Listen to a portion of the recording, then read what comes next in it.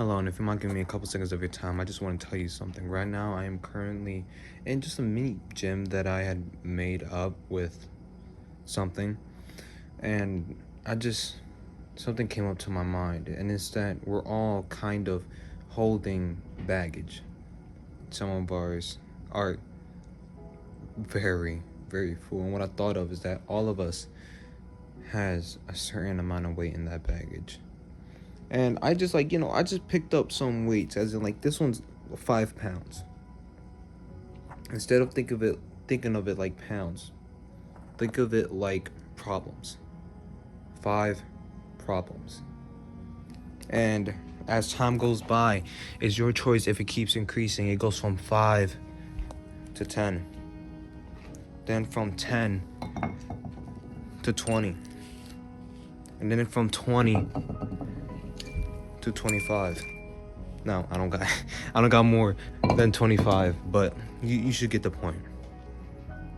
Now, it's so hard to carry all of that alone. So we put it in our bag. We could work it out and deal with it. We could leave it there and eventually go back to it, because it's not just gonna randomly disappear. And with all that baggage, it goes up 100, 200. Some even got it at 1,000. At this point, they're on their knees walking, crawling even. And Jesus sees this. He sees us suffering. No, God sees us suffering. So he sends down Jesus. Jesus like, yo, let me show them how it's really done and do everything perfectly. So that I, not him or him over there or her, so that I could take their sins, could take that baggage, could take those pounds off of them. As a matter of fact, I'm gonna do more than that. I'm not only gonna take all that baggage with him, I'm going to die with it, so they could be officially done. Oh. And he's not done. He's not done. He said, let me cook a little bit. Jesus is so powerful. And I want you to understand this. Jesus is so powerful that he defeated death itself.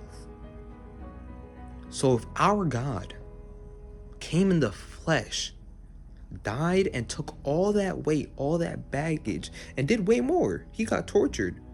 He got so brutally tortured to the point where if you were to look at him, you can't even tell if he's a guy or a girl.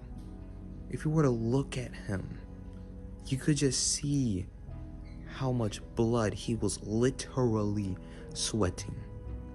Do you know what you have to go through to sweat blood? All that trauma your body has to go through. Then to carry all of that weight on your back. It doesn't even stop there. I wish it stopped there for him, but it doesn't even stop there. He wanted to go all the way. So then he went up on that splintery, rigid cross, get stabbed in the feet and hands. And every time he had to breathe, he had to pull himself up to feel all of his open wounds, all of his muscles on his back rubbing against the wood. And he still died there with love in his heart. And you know what was the words he said right before he died? God, forgive them, for they do not know what they do. We have all this baggage on us. But through our sinful nature, we just keep putting on this mask like, well, yeah, I can handle this. I'm tough. I can do this. Okay. Be like that. But when you die, you're not going to be all tough, are you? God gonna look at you. He gonna look at your life. Okay, but he gonna be like, okay, that's cool. You did this. You did that. But I don't know you. Because the only way to God is through Jesus. So I'm gonna tell you this right now. Are you gonna carry all that baggage? Are you actually... My apologies, my phone died. But what I was saying is that, are you gonna carry that baggage? Or are you actually going to give it to God? Because we can't do it alone. These are the times where we must humble ourselves. Because if you've been in any problem of your life and you felt like you couldn't make it, you're still here. You're still alive today. And even if you're going through all the problems, even if you're going through that situation that you've been praying for or you just been going through, I believe in my heart that you will get through it, because God wouldn't put something in front of us if we couldn't handle it.